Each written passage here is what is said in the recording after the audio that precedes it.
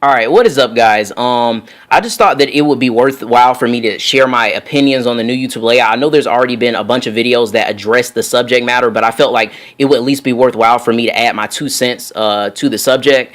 All right. First things first, you obviously have to mention it. On the right side of the screen, do you notice that there's nothing here? It's just a white obnoxious block.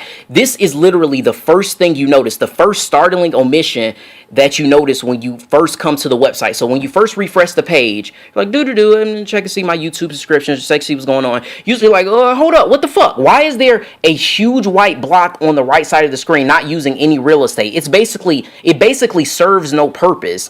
So you look at the page and you're like, okay, so now you have to awkwardly adjust your vision to the left side of the screen to be able to see any of the actual content that YouTube is displaying. This is already a huge issue, and it kind of from the get-go makes you wonder who designed this layout, you know? But also, if you actually pay attention and you were actually on the internet and you were paying attention to what's been going on the internet, you'll actually notice that Google actually incorporated the same layout on their Google website. You notice how there's this huge white space on the side. That's because they're actually trying to incorporate their Google Plus layout on their their Google search page. That's fine. You know what I mean? I have no problem with that.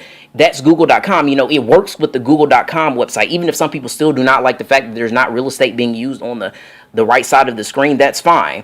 Why the fuck is YouTube, not YouTube, but Google forcing their layout upon YouTube? It makes no sense. Seriously, on just like from just a logical standpoint, you wonder why they would do this. You know what I mean? Like, are they trying to add some type of hidden Google Plus layout? And if that's the case, why didn't they wait? You don't force a beta layout upon a mainstream community. It makes no sense. You know what I mean? But okay, let's get off that subject. The next issue, as much as a bunch of other people have already covered, is that to find the most latest content, it's actually not on the the main page. Now, I'm not actually subscribed to anyone, so I can't actually show it to you here. If you go watch other videos, you'll actually realize you'll be able to see for yourself what's the problem. But you'll see that the content displayed when you first come to the website is not actually the most latest content. To get to your most latest content, you have to go to My Subscriptions.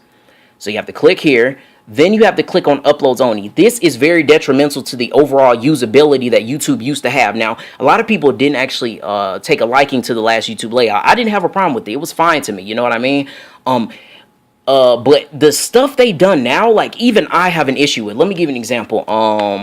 Let's go to a video. Let's go to a YouTube layout. A YouTube layout video. Let's go to the first one that's on here.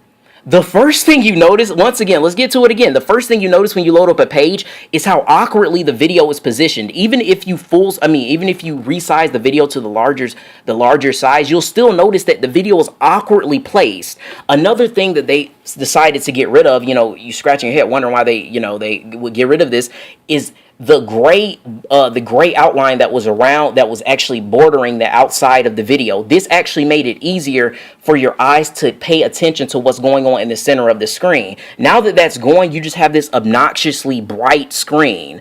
And especially if people have like a 1080p screen, this is almost unbearable to look at when you're trying to watch a video. In fact, most people probably opt to just full screening the video since this has happened. All right, so that's another issue. The other issue that I've seen is that, let's go to a video that has a bunch of dislikes. I think we all know this one. It was the first thing I could think of. The Friday video. Now, do you notice that with the thumbs up and thumbs down icons, that you notice that there's only green being displayed now? So if someone thumbs down a video, now all you see is a gray bar next to the green bar.